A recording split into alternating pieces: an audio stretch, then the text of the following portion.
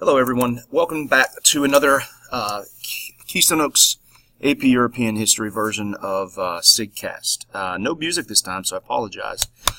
But today we're going to go over post-World War II philosophy, religion, and literature, which many of these topics will be on the AP exam. So what we're going to talk a little bit here is about modernism. And modernism as a movement was really a radical break with the past and the concurrent search for new forms of expression. Modernism fostered a period of experimentation in the arts from the late 19th century to the mid-20th century, particularly in the years of and after the First World War. Among the factors that shape modernism are the development of modern industrial societies, the rapid growth of cities, followed by then the horrors of World War I and obviously World War II.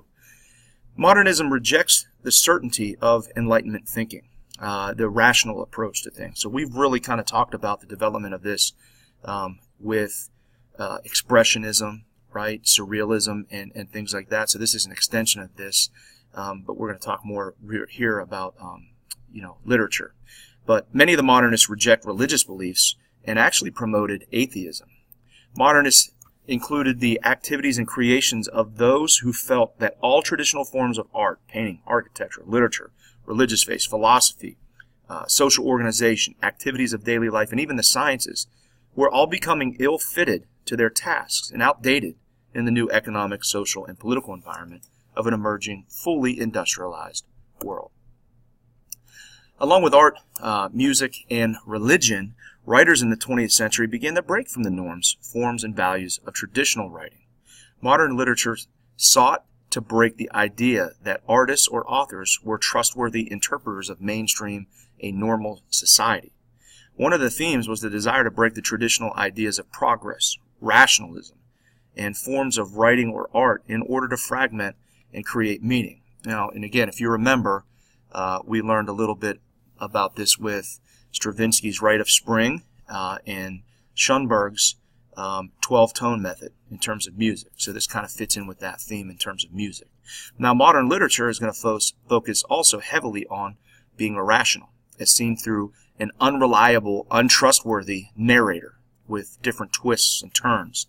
The unreliable narrator can be a story seen through or told by someone who is untrustworthy, mentally ill, incorrect, immoral, or delusional.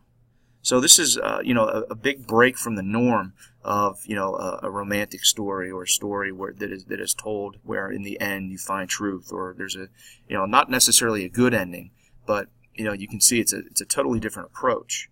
Modernist literature also uses the stream of consciousness or the random, irrational inner thoughts of people, rather than proposed thoughtful writing. So again, stream of consciousness, a little bit impacted, as you can tell, by Freud and the irrational inner thoughts of people or the dreams. Examples of modernist writers include, just write these down, Virginia Woolf or James Joyce. All right, Virginia Woolf was an English novelist, essayist, biographer, and feminist. Woolf was a prolific writer whose modernist style changed within each new novel. Woolf represents a historical moment when art was integrated into society. And as T.S. Eliot, famous poet of Wasteland, also a modernist, describes in his obituary for Virginia, she basically said that she put it on the map.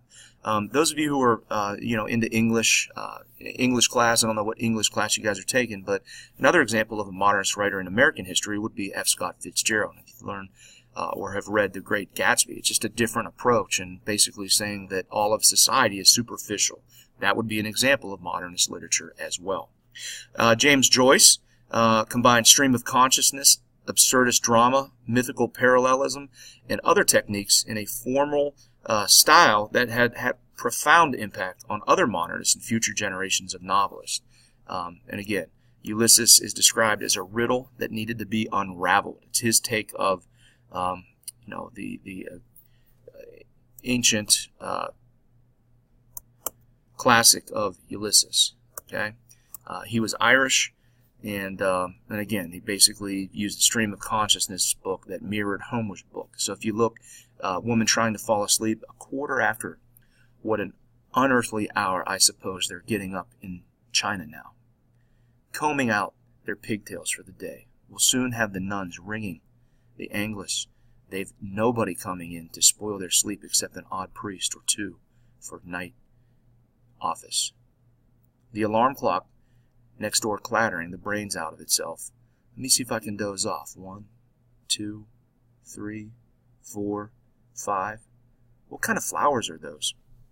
They invented like stars of the wallpaper. And Lombard Street was much nicer. The apron he gave me was like that, something only I wore it twice. Better lower this lamp and try again so that I can get up early. So if you can kind of see, this is just, you're probably saying, what the heck is this?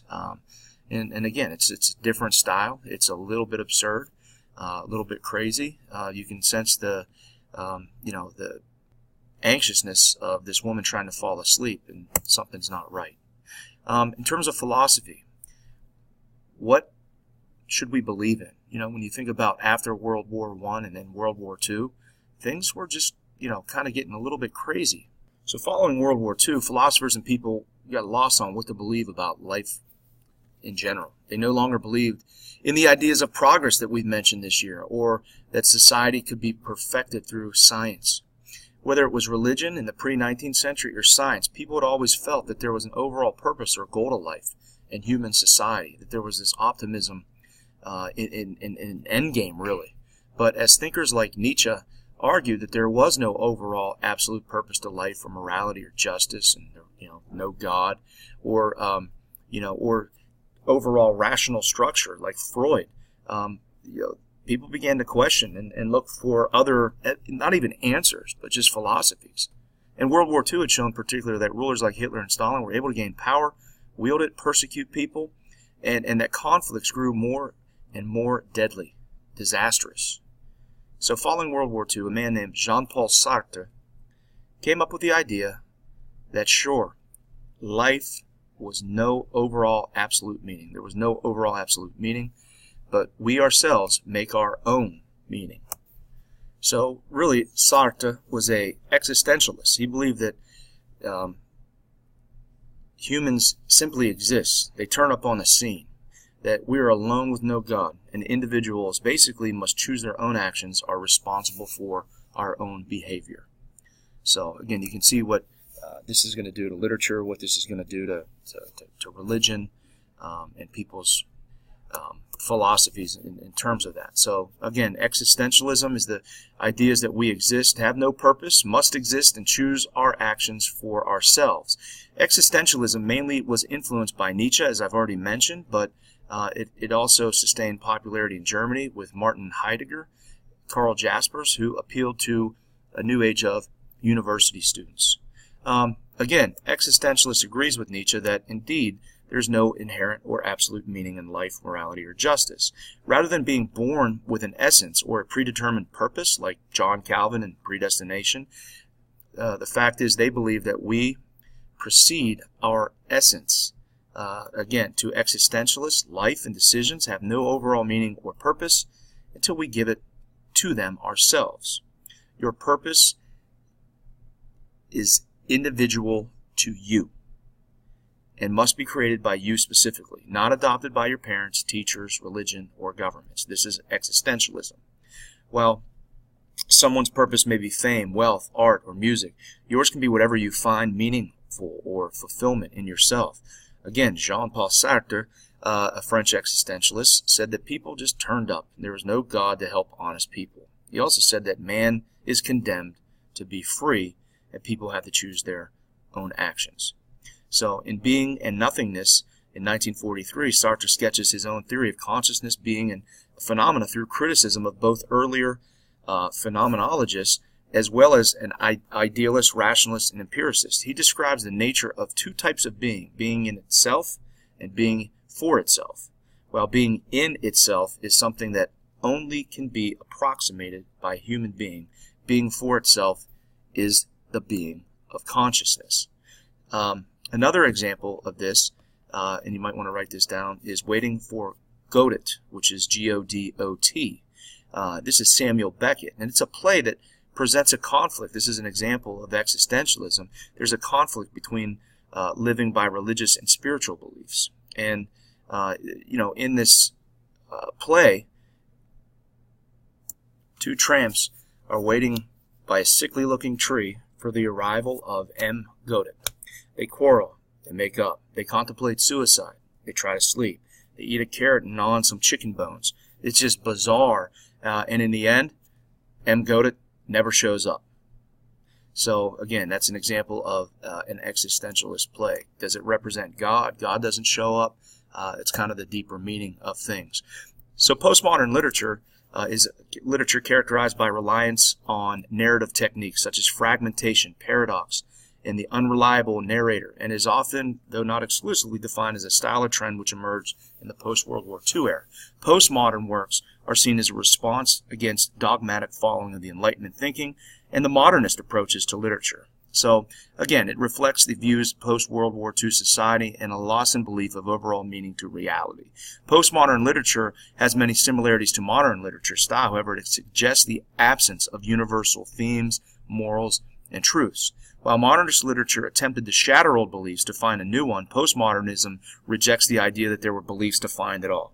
So make sure you know the difference. Postmodern writing heavily emphasizes the belief that there is no overall meaning, no objective truth, or specific human nature. In other words, everything is relative and subjective. This is an example of postmodern architecture. You can see the old style, and then it's combined with just irrational new lines. This one's pretty cool. You have an old church, and then they built this building next to it. Here's another example. So you can see how this influences architecture. All right. Previously, most Christians had beliefs that had been let to secular, non-religious rule, abide by their rules, and peacefully practice Christianity. But starting with Dietrich Bonhoeffer in Nazi Germany, Protestants began to oppose secular leaders, specifically Hitler and his racial policies. Bonhoeffer spoke out against Hitler, operating underground with his confessing church and plotting against the Nazis until his capture in 1943. Bonhoeffer actually became a double agent in the Secret Service of Germany. Instead of trying to find out more information of Jews like he was supposed to, he was actually trying to help them survive. He also later would be involved in a plot to assassinate Hitler. And he was hanged for his actions in 1945 near the end of the war. Like Bonhoeffer, the Catholic Trade Union Solidarity, we need to know this, would bravely oppose Soviet control in the early 1980s, resulting in people being persecuted and banned. Lech Walesa was the leader of this movement, and he was banned from Poland, but he would come back in the end and help liberate Poland from communists. And again, I'm comparing this with Bonhoeffer. Pope John Paul II in the United States sponsored and supported Solidarity, and they operated underground, working against the pro-Soviet government until it was replaced in 1989 when the Iron Curtain fell. Lastly, the Vatican II, 1960s. While philosophy and Protestants embraced the 20th century changes, the Catholic Church, the most conservative group in history, also began to adopt changes of its own. Pope John the 23rd called Vatican II a council formed to recast the Church in the modern world. Vatican II made up the leadership of the Church more international and ordered that Mass be conducted in the local vernacular language. It also affirmed belief in religious liberty and choice, as well as discussion and tolerance of other religions. It also focused more heavily on developing poor nations in efforts to combat poverty and hunger around the world. So even the conservative Catholic Church begins to change its views in this postmodern society. So here's the end of the post-war philosophy, religion, and literature presentation. Make sure you have this material in your notes and we can discuss it upon our next visit. Stay tuned, and I'll be posting more here shortly. Thank you.